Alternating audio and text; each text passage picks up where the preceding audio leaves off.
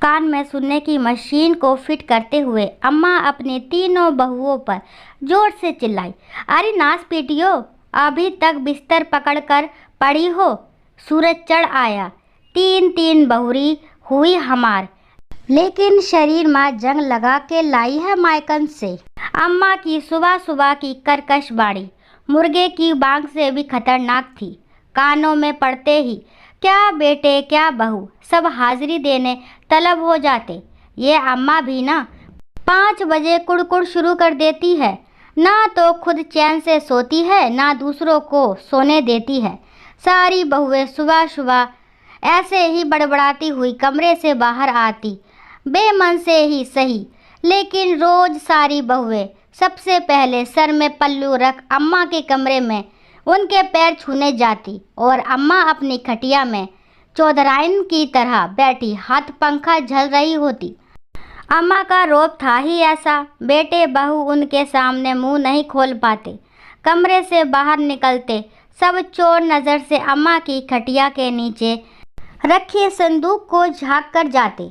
उस पर लगा बड़ा सा पीतल का ताला। संदूक को अम्मा ने मोटी लोहे की चैन से लपेट कर खटिया के पाए से कस रखा था और ताले की चाबी में डोरी डालकर अपने गले में पहन रखी थी। और जब अम्मा कहीं बाहर भी जाती तो कमरे को भी ताला लगा जाती। इतनी सुरक्षा उस संदूक की बहुओं और बेटों में कौतूहल पैदा करने के लिए काफ़ी थी। ये जी सुनते हो, अम्मा ने एक दिन बताया था, उस जमाने में उनके मायके से उनको भर भर के सोना चांदी के सिक्के तांबे के बर्तन मिले थे, लेकिन अम्मा ने कभी दिखाया नहीं।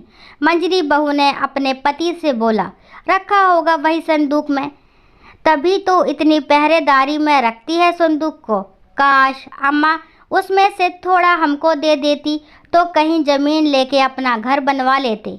तो करो ना अम्मा की सेवा, तुम पीछे ना रह जा। बड़ी भौजी को देखो कैसे उनके आस पास मंडराती रहती है, और पटाने में छोटी बहू भी कम ना है। अपने अपने कमरे की चार दीवारी में बेटों बहुओं की यही साजिश चलती कि कौन अम्मा को कितना खुश कर सके। सुबह 5 बजे उठने के साथ ही बहुरियों का अम्मा के कमरे जाकर अम्मा को रिझाना शुरू हो जाता। अम्मा आज हमारी लाई साड़ी पहनो ना, बहुत खूब जचे आप पर। अरे अम्मा लाओ पैरों में तेल मालिश कर दे, दुख रहे होंगे। आपकी सेवा में ज़िंदगी गुजार दें हम तो। बस अम्मा आप तो हुक्म चलाया करो, सब आपके सामने ला दें। अम्मा की इतनी सेवा और घूंघट की आड़ से नज़र संदूक पर। कमरे से बाहर आते ही सबका आपस में मुंह बनाकर अम्मा को कोसना, कब मरेगी ये बुढ़िया, दुखी करके रख दिया। एक बार संदूक का माल बांट देती तो करते इसकी सेवा अच्छे से। जब देखो हुक्म चलाती रहती है, सुबह से शाम तक कमर तोड़ मेहनत कराती है, चैन से 2 पल आराम भी ना करने देती। सच कह रही हो जीजी, ये बुढ़िया हिसाब कर देती तो हम भी अलग मकान बनवा लेते, वरना सपना ही देखते रह जाएंगे नए घर का। अरे क्या खुसुर फुसुर कर रही, काम ना है का घर में, गप्पे मरवा लो इनसे। काम की ना काज की, दुश्मन अनाज की। अम्मा की बूढ़ी नज़रें हमेशा बहुओं की गतिविधियों में लगी रहती। बस अम्मा कर रहे काम मुंह बनाती, सब बहुएं काम पर लग जाती और अम्मा बेड़े में नीम के पेड़ तले खटिया डाल सबको देखती रहती। अम्मा को पटाने में बेटे भी कम ना थे। लो अम्मा जलेबी लाए हैं, बहुत पसंद है ना तुमको। और अम्मा भी बिना रुके खोखले मुंह से सब गटक जाती।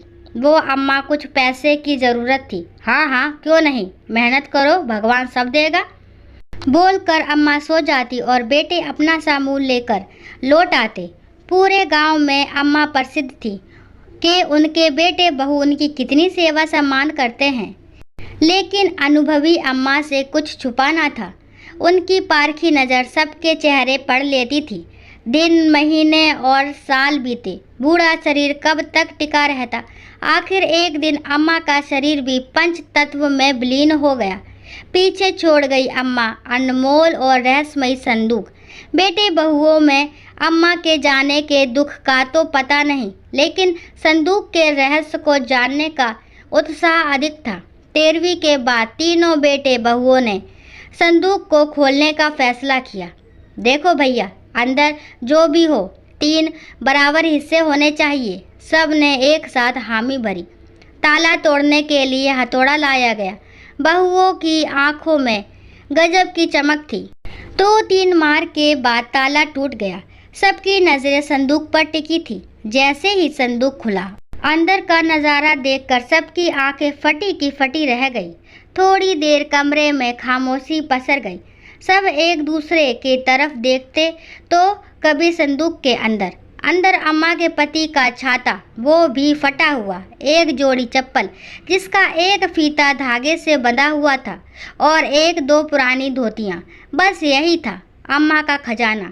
तीनों बेटे बहू दो बेड़े में अपना अपना माथा पकड़े शब्द सुन बैठे रहे और अम्मा इस सिंदूक के सहारे पूरे जीवन बहू बेटे के साथ सम्मान की जिंदगी जी के स्वर्ग सिधार गई। दोस्तों, आशा करती हूँ ये कहानी आपको ज़रूर पसंद आई होगी। अगर कहानी पसंद आती है तो प्लीज़ मेरे चैनल को लाइक, शेयर, सब्सक्राइब करना ना भूलें और इस कहानी के बारे में आपके क्या विचार है कमेंट बॉक्स में ज़रूर बताएं।